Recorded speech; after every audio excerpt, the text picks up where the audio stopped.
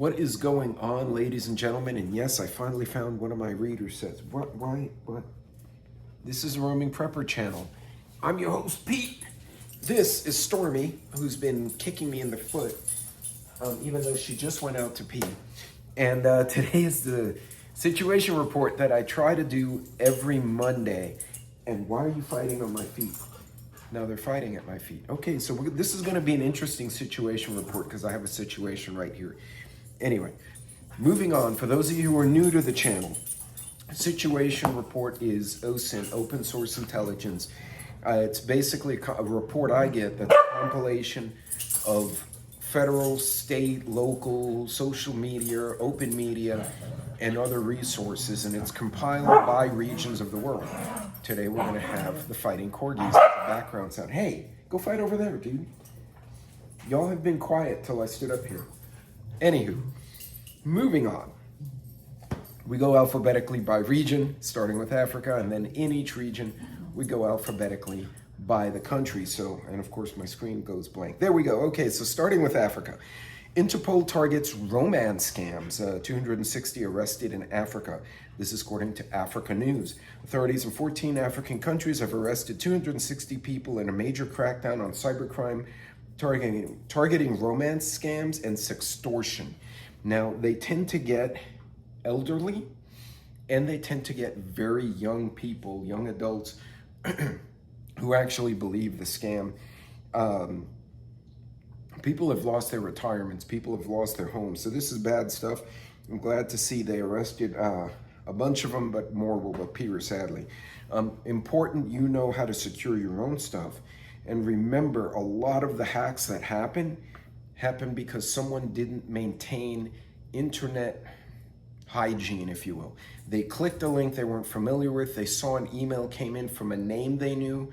Keep in mind, you could get one from like the Roaming Prepper, but if you hover your arrow over the email, it'll say something like scamguy@gmail.com.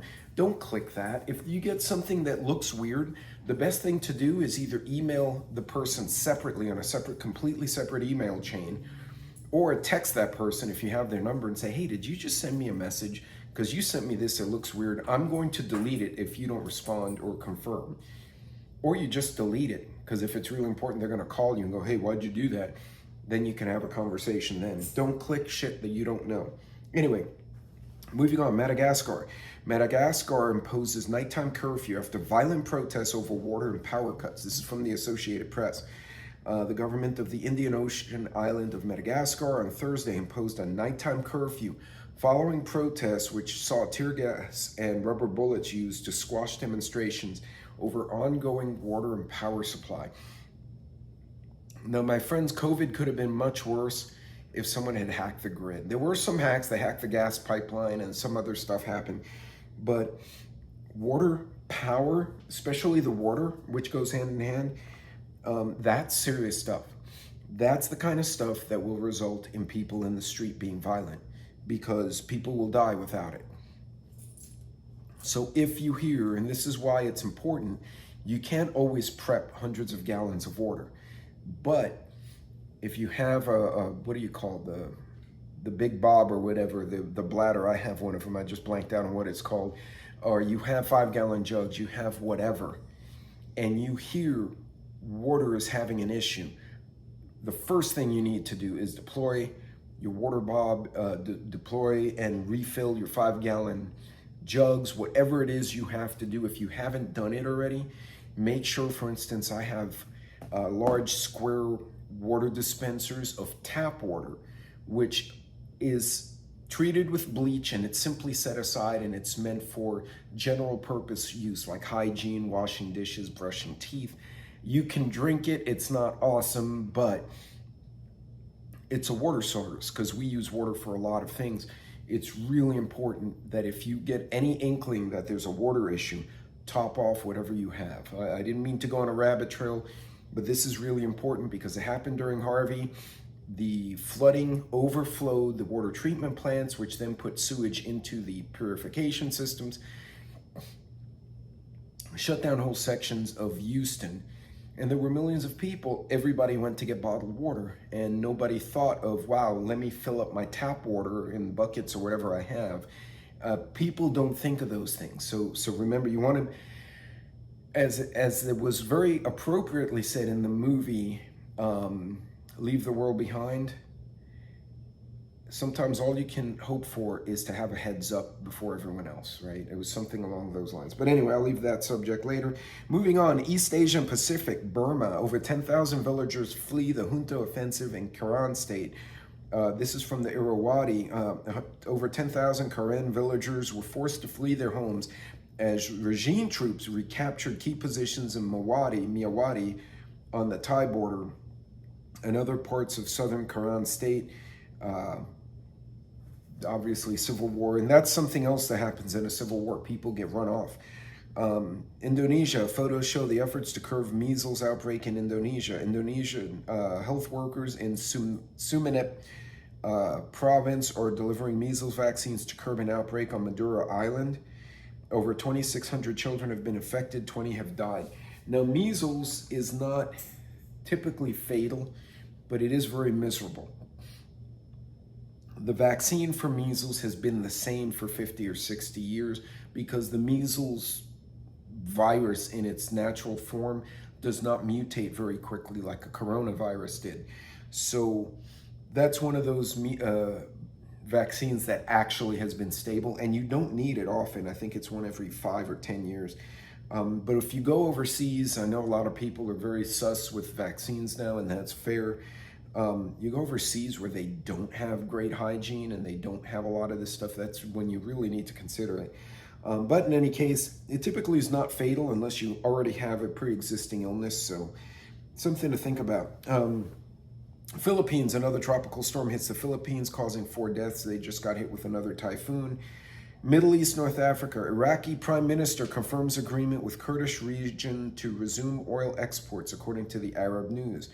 Iraq will restart the export of oil from its Kurdish region to Turkey after an interruption of more than 2 years, following what Prime Minister Shia al-Sudani called a historic agreement between Baghdad and the Kurdish regional government, which gives legitimacy to the local Kurds. It creates an alliance, which means Turkey may leave the Kurds alone, because Turkey and the Kurds have been fighting back and forth over the last 15 years, intermittently. Hopefully this holds. Israel and Yemen. Israeli strikes on Yemen's Houthi-held capital injure at least 9, according to the Arab News. Yemen's Houthi said Friday that at least 9 people were killed by Israeli strikes on the country's capital of Sana'a the previous day, the latest in an increase in exchanges between Israel and Iranian-backed militants over the war in Gaza. Moving on, South Central Asia. Karachi in Pakistan. Karachi records 5th Congo fever death of the year. This is from the report or the newspaper called Dawn. A man in Karachi's Malir area has died of Crimean Congo hemorrhagic fever. Ooh, that's nasty. Raising the city's death toll from the virus to 5 this year.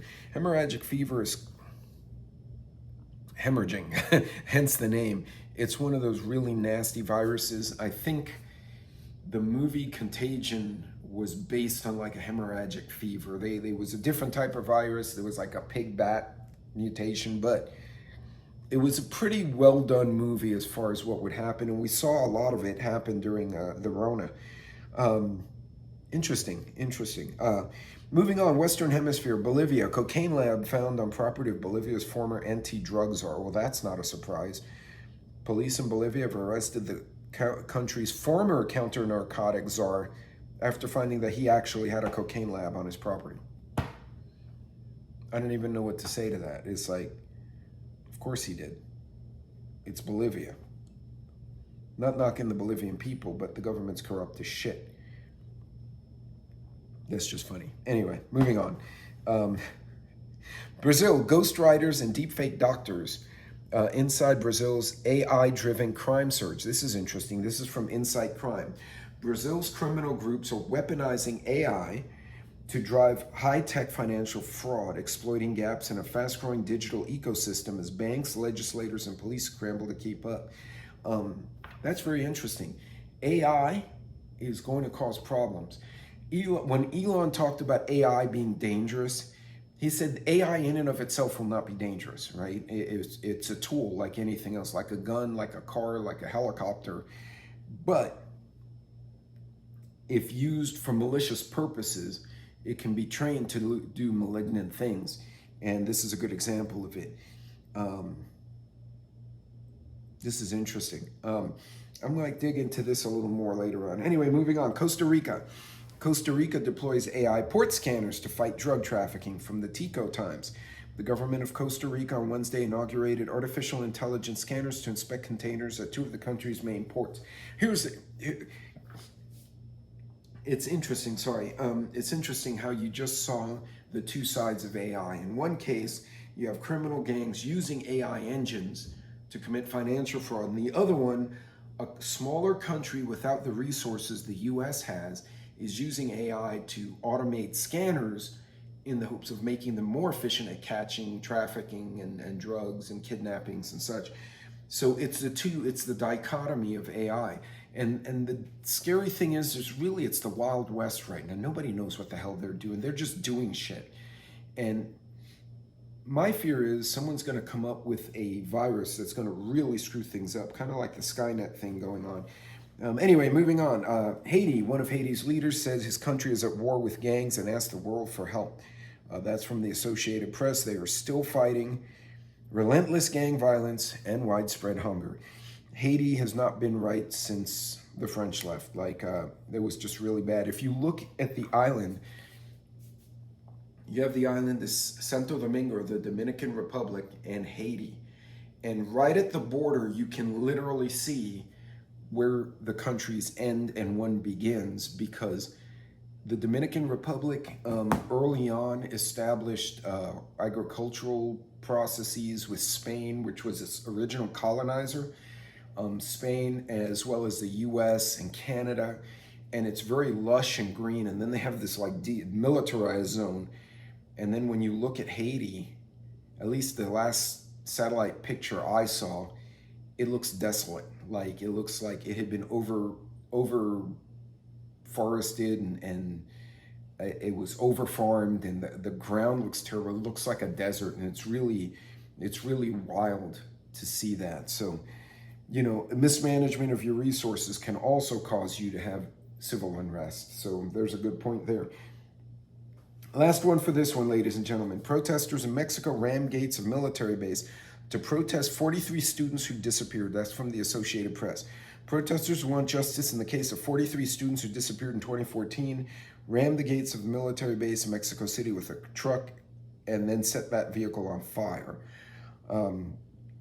It's interesting that they're still arguing about these kids died in 2014. It's probably among the myriad of bodies that have been found in Sinaloa. I'm pretty sure those kids are dead. If they're not drug lords themselves, they're not here anymore. Really unfortunate.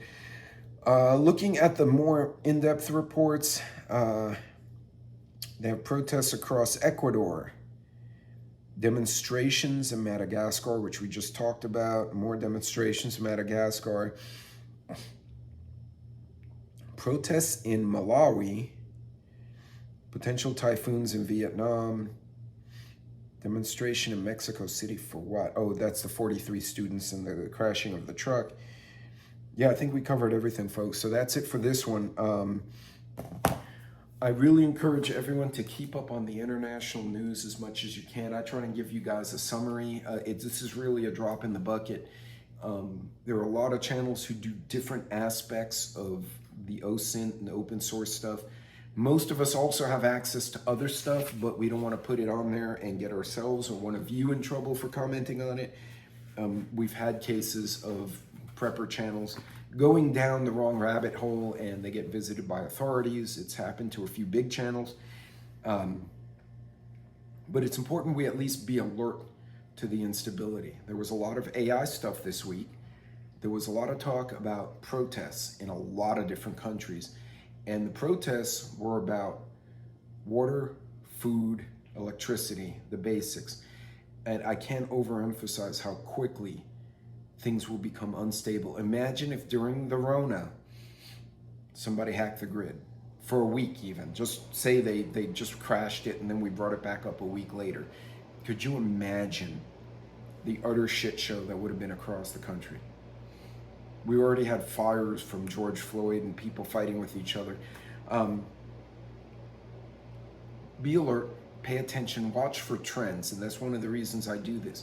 So all of you can be informed. You can look and listen for trends to try to find something that might be of significance that you need to react to.